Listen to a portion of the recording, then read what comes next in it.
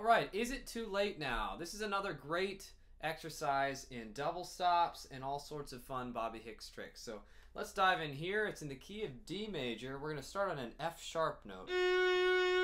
We have a standard kickoff of 1, 2, 3. The way we're going to get to that A note, which is our first note to start, is with the F sharp, G, G sharp. With our first real official note being that A, that's the one we want to attack here. Now there's a fun thing that happens right after that. There's a slide down. That's why we have to use our fourth finger for this note. Sliding down back into the F sharp note. Also, I note my bowing, which is down, up, up. You could try that.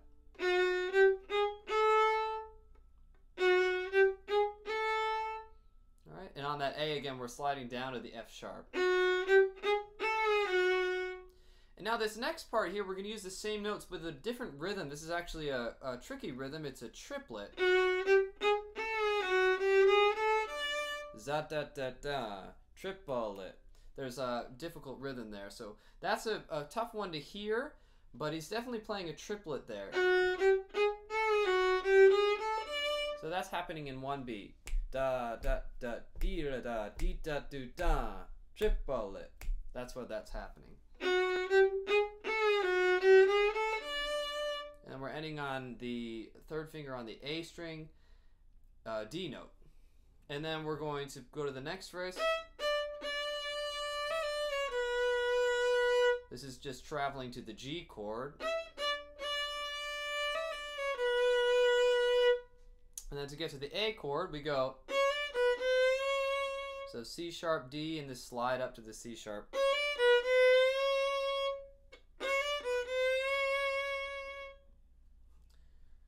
So far we have this.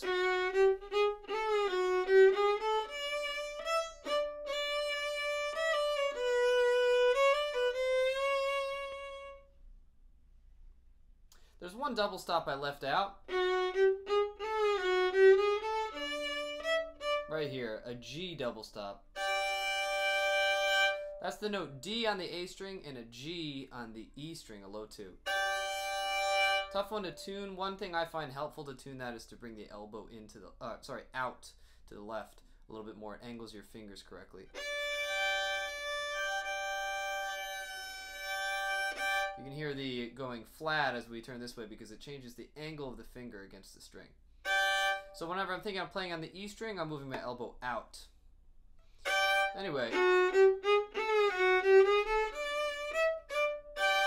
That's the arrival of the G chord. Climbing down to a B note. And now we're in the A chord on the C sharp note. Let's see. Yeah, so this is a really cool moment over the A chord. We start on a straight C sharp, but then we're hinting at the A blues scale. Because he's going to play a C natural next.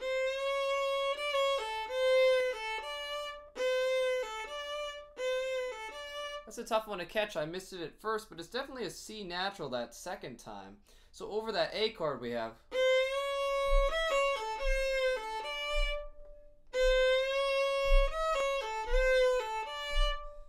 And that's still over the A chord, even that C and D note. So this is what we have so far.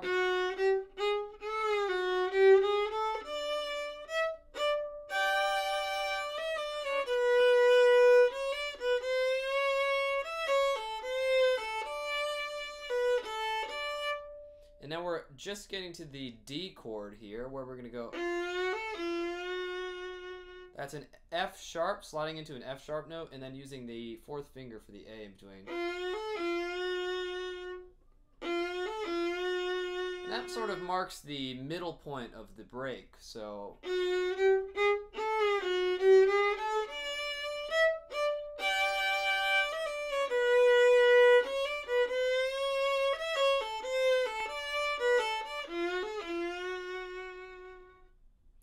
Now we get back to sort of the beginning idea, but this time it's with some juicy double stops. So we have F sharp and A, G and B, and then we're going to think about playing the notes D and A, but that's our arrival, so we've got one more note to go.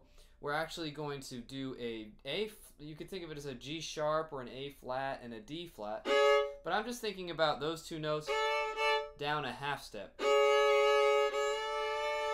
We're going to move them both up. So if you watch this progression here, it looks like this. Really cool movement there. Again, it's just making this more fancy. We're just putting harmonized notes above that. That's essentially the notes that are happening above, but the way that you play it with your fingers would look like this. And I would probably do 2 up bows. So we land on a down bow. We're going to continue with this idea of using double stops in this section by... We're going to do that same slide down, but with both fingers. We're arriving at just an F sharp note, so you don't have to worry about the top note sliding to a particular note. And then the same notes as we go up the scale. So same as we used before. All the same set of notes. Now we're going to go to the A and E string using the notes D and F sharp. And then we're going to go up one note each. That's a G and E note.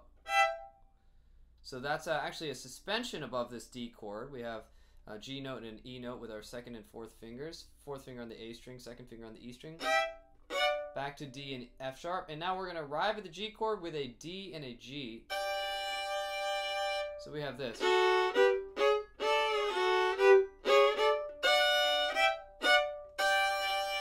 Same arrival at that G chord. That's the same as before. And now we have this last lick here, which I really love. We start to arrive on the A chord. We're going to go A, C, natural C sharp. And up to the high A. And actually, we're arriving sort of on a B note, which is the 9th of it. So it's a really cool sound. And it's kind of, he's hinting at that B note over and over again. All over the A chord. And now we arrive at D with this awesome lick. 2 amazing licks here. So that's sort of starting on the D pentatonic scale. But instead of F sharp, we're going to go to an F natural.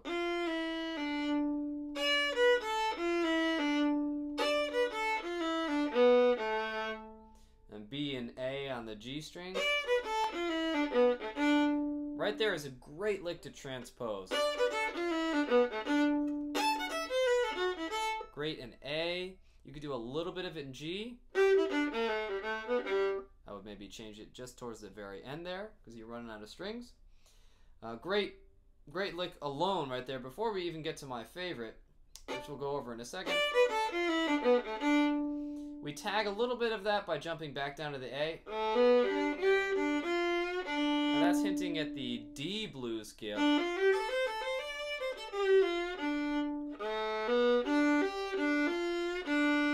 So there's a slide into the F sharp, but not quite getting there. So we have A, B, and then G. This is over a D chord. So that's definitely a blues sound there. Almost to the F sharp. And that's sort of the end of that lick. You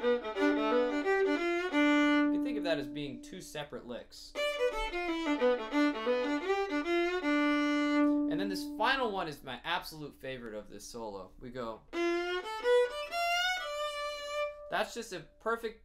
Well, actually, there's 2 really great licks here. One of them, standalone, is that. Great lick in any key again. You can start that, do the same finger starting on the B note. You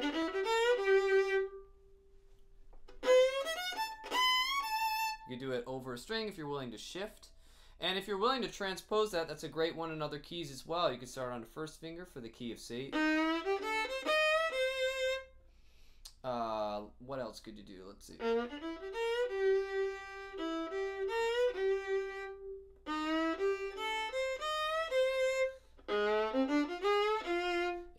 you could start on a first finger. Just a great lick right there. And B. I'm sorry, starting on B in the key of G. Just an octave above this G here. So anyway, that's a great lick to take. And the final one is also great. We've got... It's a great one. That comes right after there. So...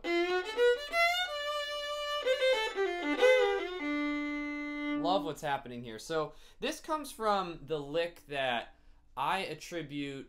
The easiest way to hear it is in the end of Bobby Hick's solo on... Let's see, what is it? Sitting Alone in the Moonlight. He ends like this. So same idea here. We're using those same set of notes. It's in this case, it's a D pentatonic minor scale. So if I could break that down for you.